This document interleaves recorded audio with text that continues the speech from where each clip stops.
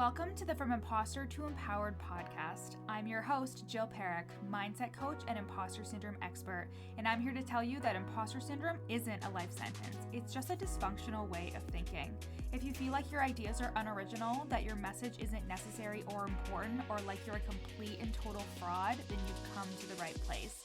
Time to kick your inner imposter to the curb and create life-changing results for you and your clients. Let's get started. Hey everybody, welcome back to the From Imposter to Empowered podcast. I'm your host, Jill Perrick, business mindset coach and imposter syndrome expert. So happy to have you here. Right now I'm sitting in my office. Chester is enjoying a nice little bath. I was actually just on Instagram Live and he incessantly meowed at the door until I let him in. But then he looked very cute on the bed with his little paws crossed. It was so adorable. Anyways, how's everybody doing?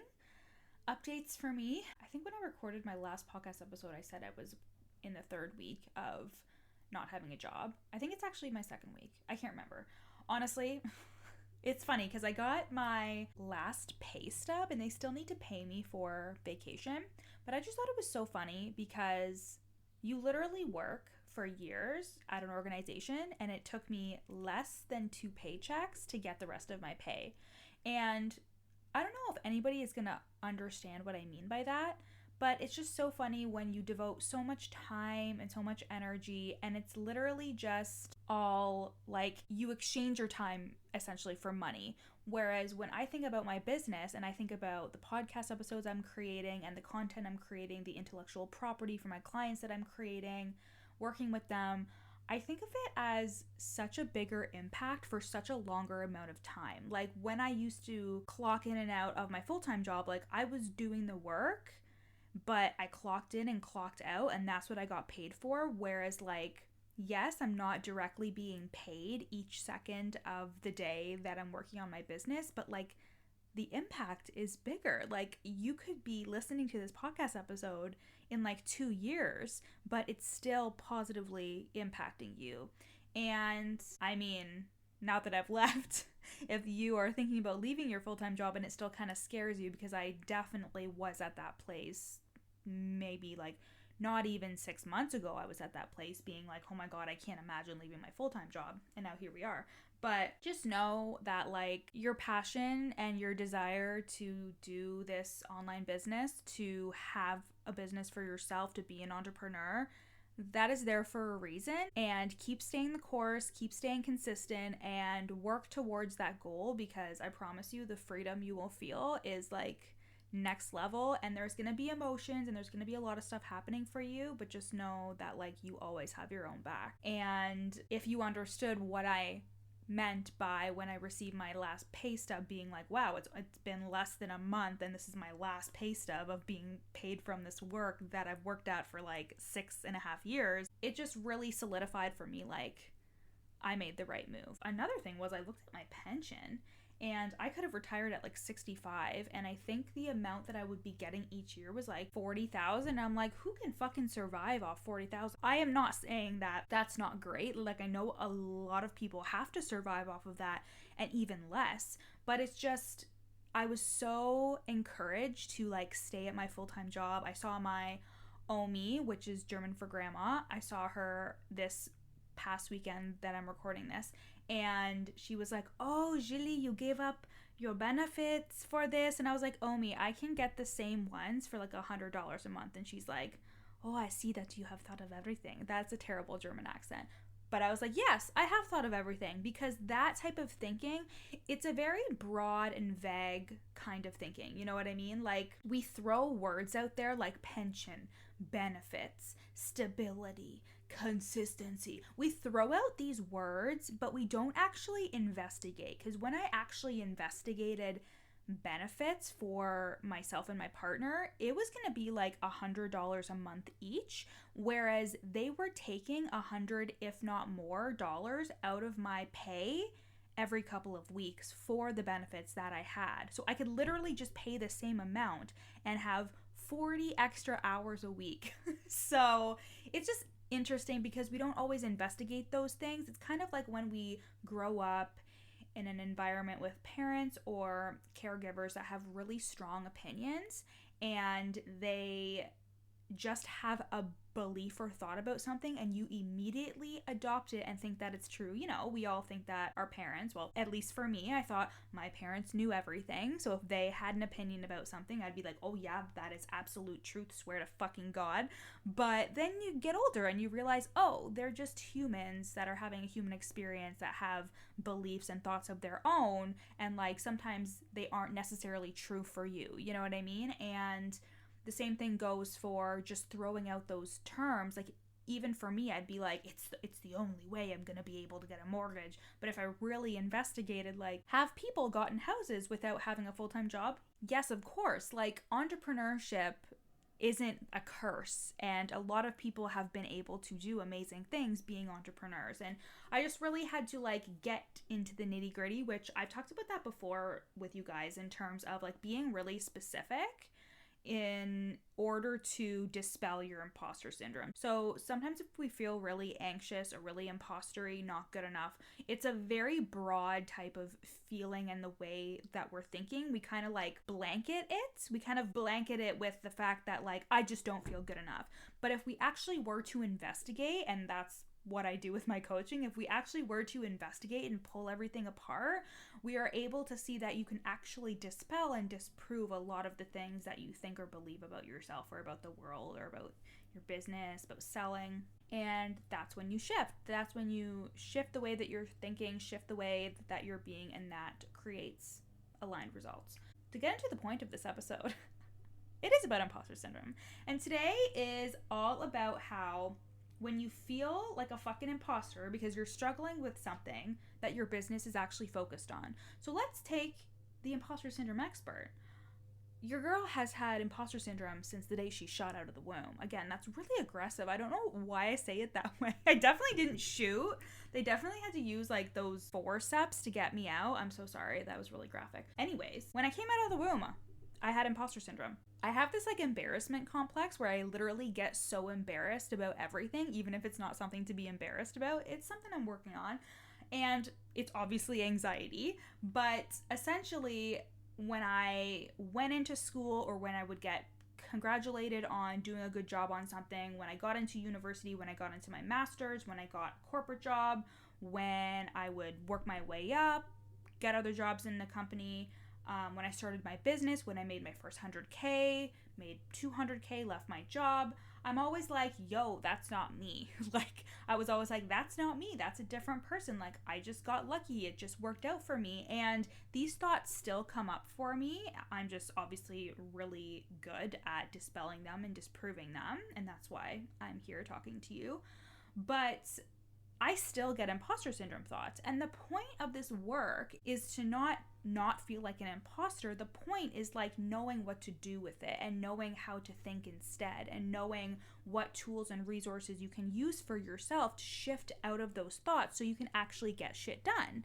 So for a long time, I would tell myself there's no way that I can talk about imposter syndrome when I was thinking about actually being in this niche and actually using this as a niche, because in the beginning, I didn't really see a lot of people who were doing imposter syndrome. And that for me was difficult because I always had to look to others for permission. So I would always like decide that what I thought or what I wanted to do was good enough when I saw somebody else doing it. It was almost like then I wouldn't have to worry about the backlash because I knew that like, well, somebody else said it or somebody else was doing it. And as we all know, that is also imposter syndrome, but that's a different episode. And I would think to myself, can I really talk about imposter syndrome when I myself suffer with imposter syndrome? And I just want you to know, because I work with a lot of mindset coaches, like honestly, like probably 80 to 90% of my clientele are mindset coaches. And whenever we experience something like emotion or limiting beliefs or things that may stop us or get in our way, it's so important to know that like you can actually use that in your practice. Like, your human experience is so helpful because you're able to identify those thoughts and emotions that are happening for you. And that doesn't mean that you have to struggle with something that you can help people with, but it's not a problem. And I think we see it as a problem, and I think we see it as, who am I to do this? But that's just imposter syndrome telling you that you can't, because who really is telling you that you can't talk about something that you're struggling with? So like, I often talk about how I struggle with imposter syndrome, but I can also be an expert. Like, I have psychology in my background, I have education and certification, I can speak on it from an analytical cognitive perspective, but I can also speak to the human experience about how it feels. And to me, I see that as leverage. I don't see it as a problem. The only time it would be a problem is if I actually let it stop me from sharing what I want to say. Of course, there are times where like I should just go inwards and heal myself and do some work on myself instead of just like putting everything on social media. But if I really can glean a lesson or something that is going to be helpful for somebody else, I say it, because in the online space, transparency is really important and authenticity is really valued. So when you are authentic and honest about where you've been or what you're currently struggling with or whatever, it gives people a way to connect with you, and it gives them a way to see that like even the most richest people, the most successful people, like it doesn't matter. We all experience thoughts and emotions that tell us that we're not good enough. We always have doubts and fears, and like every person on this earth, I mean, other than aliens, we are all humans having a human fucking experience. So it's only a problem if you make it a problem. So if you are consistently struggling with something in your business that you actually speak on a lot, but you're actively doing the work to work through it. Like, I work with a coach who's also a mindset coach, and some of the stuff that she struggles with and that she brings to our sessions is the very thing that she helps her clients with. And this doesn't make her any less of a good coach. She's a fucking amazing coach. She gets amazing results. She is one of the most like authentic people that I know, and she's so good with her words and being able to like explain how she's feeling and also make it radically transformative for her clients and her potential clients. She's doing the work. She's working with a coach. She is working through her shit because she knows that no matter what, like, she is good enough, she is worthy and capable of helping somebody, and that this experience of her experiencing these limitations and stuff that would hold anybody else back is just something that she can use in her content and use with her clients, and she has actual real life experience with.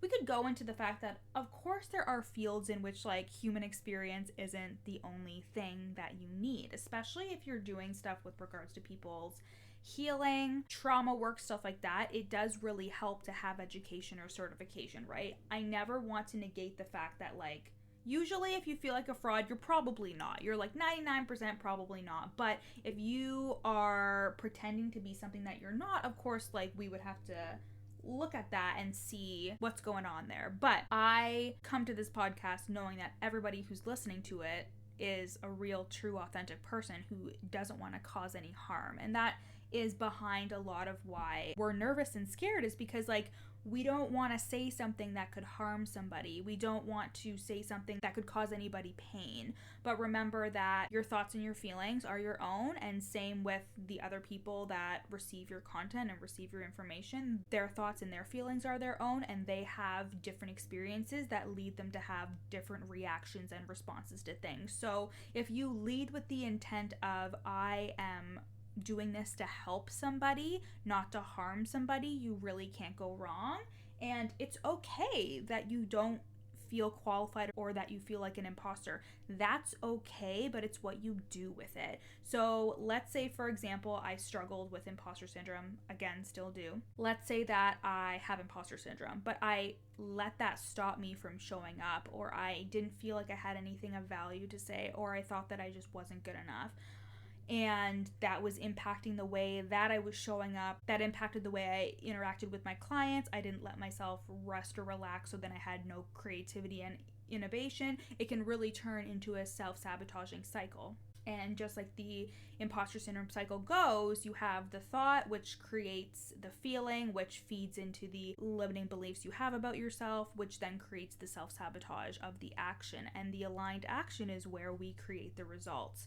So if you struggle with something that your business is focused around, if you are a mindset coach, or let's say you're a business coach and you're frustrated with your results and you're like, oh my God, this isn't like, stuff isn't happening for me as you should, you really need to take a step back and be like, what is my aim here with my content? Like, what is my aim with what I'm doing and what I'm putting out there? Who am I hoping to inspire? Who am I hoping to target and impact? And I also just like want you to know that you're not alone. Like, if you are a business coach that feels like the stuff that she's putting out there, if it's not working for you, is it going to work for somebody else?